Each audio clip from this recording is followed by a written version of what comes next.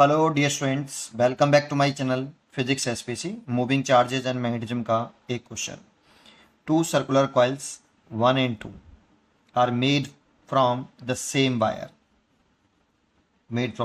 wire but radius of the first coil is twice that of second coil.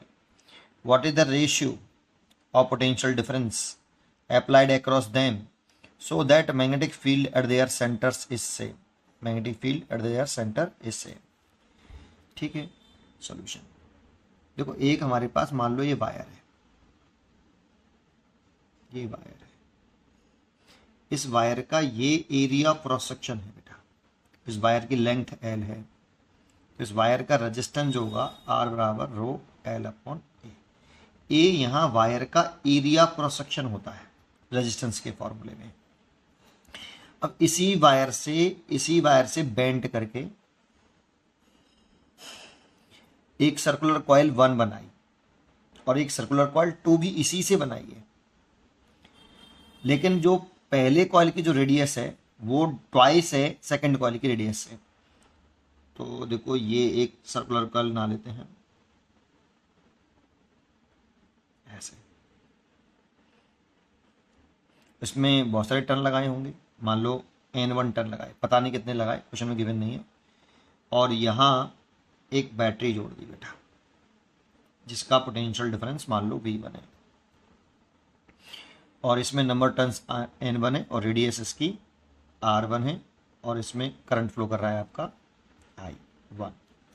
इसी wire को bend किया है बेटा मैंने, और उसमें टर्न लगा ली है N1 और रेडियस सिलेक्ट कर लिए R1। ये फर्स्ट सिचुएशन हो गई। अब इसी वायर को फिर दोबारा से बेंड करना है। अगर दोनों वायरों को, अगर आप इसी वायर को बेंड करके सर्कल बनाया, इसी वायर को बेंड करके सर्कल बनाया, लेकिन इसको इस तरह से बेंड करना है कि इसकी जो रेडियस है वो इसकी रेडियस से आधी रहे, है ना। तो इसीलिए रेडियस इसकी कम कर दो। लेकिन सोचो, अगर जो है रेडियस आधी हो गई लेकिन वायर तो वही है, तो इसका मतलब नंबर ऑफ टर्न्स का इसमें चक्कर है, ठीक है। तो इसकी रेडियस R2 मान ली, नंबर ऑफ टर्न्स N2 मान लिया, और पोटेंशियल डिफरेंस जो है V2 लगा दिया ऐसे। इसमें करंट फ्लो करा दी I2। लेकिन इसका जो रेजिस्टेंस होगा R ओम और इसका जो रेजिस्टेंस होगा R ओम, ये इक्वली होगा क्योंकि इसी वायर से बना है। इसमें ये जो R में जो एरिया होता है वो लूप का एरिया नहीं लेते बेटा, एरिया ऑफ क्रॉस सेक्शन का रेजिस्टेंस एरिया लेते हैं। बहुत से बच्चे कंफ्यूज हो जाते हैं कि एरिया तो इसका ज़्यादा होगा, इसका एरिया कम होगा, क्योंकि लूप का एरिया कंसिडर थोड़ी करते हैं।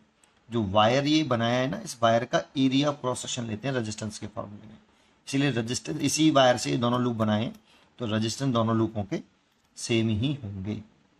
अच्छा, दूसरी बात, इसकी जो टोटल लेंथ होगी, अगर एक टर्न लगाया होता तो टोटल लेंथ होती 2πr1, लेकिन इसमें n टर्न लगाए तो l के बराबर ही तो होगी टोटल लेंथ। तो इसकी l जो होगी वो 2πr1 इंटू N1 होगी। भाई इसी वायर को तो बेंड किया है इसमें, अगर एक टर्न लगाया होता तो इसकी जो सरकमफ्रेंस होता वो 2πr1 होता और वो l के बराबर होता, लेकिन दो इसमें कितने टर्न है पता नहीं, इसीलिए 2πr1 इंटू N1। ऐसे ही सिमिलरली आप इसमें भी लिख सकते हो L equal to 2πr2 into N2। अब देखो, ये L और ये L तो सेम है, तो इसीलिए यहाँ से एक रिलेशन बन जाएगा 2πr1 N1 बराबर 2πr2 N2। 2π से तो 2π कैंसिल, R1 अपॉन R2 निकाल लो यहाँ से, तो R2 को नीचे ले आओ, इसको इधर ले आओ, तो N2 अपॉन N1। और क्वेश्चन में गिवन है कि जो R1 की जो रेडियस है वो 2 टाइम्स है ऑफ R2 की रेडियस के। तो R1 की वैल्यू पुट कर दो, 2R2 over R2 equal to N2 over N1, इससे कैंसिल, तो N2 अपॉन N1 आया 2:1, ठीक है। और यहाँ से R1 R2 का जो रेशियो आया वो 2:1। अब क्वेश्चन में कह रहा है इसके सेंटर पर जो मैग्नेटिक फील्ड है और इसके सेंटर पर मैग्नेटिक फील्ड है वो बराबर है, और सर्कुलर लूप अगर कोई होता है, अगर कोई सर्कुलर लूप है, उसकी रेडियस R है, करंट I फ्लो कर रहा है, मैग्नेटिक नंबर टर्न्स N है, तो उसके सेंटर पर जो मैग्नेटिक फील्ड का फॉर्मूला होता है B equal to μ0 upon 4π 2πNI over radius होता है। लेकिन यहाँ से 2π अगर 4π कैंसिल कर दें तो जो B होगा वो mu not an I over 2r। ये फॉर्मूला होता है सेंटर पर। कुछ बच्चों को ऐसे ही याद होता है ये, क्योंकि 4 पाई को 7 याद करते हैं कुछ बच्चे, तो 2 पाई से काटने के बाद ये आ जाएगा। तो ये आपका फॉर्मूला है। तो ये तो दोनों के सेंटर पर मैग्नेटिक फील्ड कैसे दे रखा है, the magnetic field at there centre is same. तो B1 और B2 बराबर दे रखे हैं, और लगा दो ये वाला formula, mu naught N1 I1 over 2R1 is equal to mu naught N2 I2 over 2R2। अब R2 से 2 कैंसिल हो गया, म्यू नॉट से म्यू नॉट कैंसिल हो गया। I1 और I2 का रेशियो निकाल लो, यहाँ से पोटेंशियल डिफरेंस का रेशियो निकल आएगा।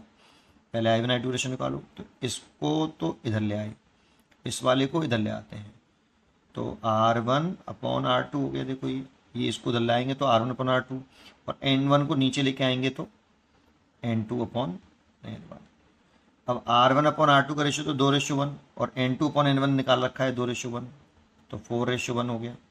लेकिन निकालना करंट का रेशियो नहीं है, पोटेंशियल डिफरेंस का है। लेकिन एक बात समझो, इस जो कॉयल बनी है पहली वाली, ये पहली वाली जो कॉयल है उसका रेजिस्टेंस R है, इसका भी रेजिस्टेंस R है, रेजिस्टेंस सेम है, लेकिन पोटेंशियल डिफरेंस अलग अलग लगाए हैं तो करंट अलग अलग होगी।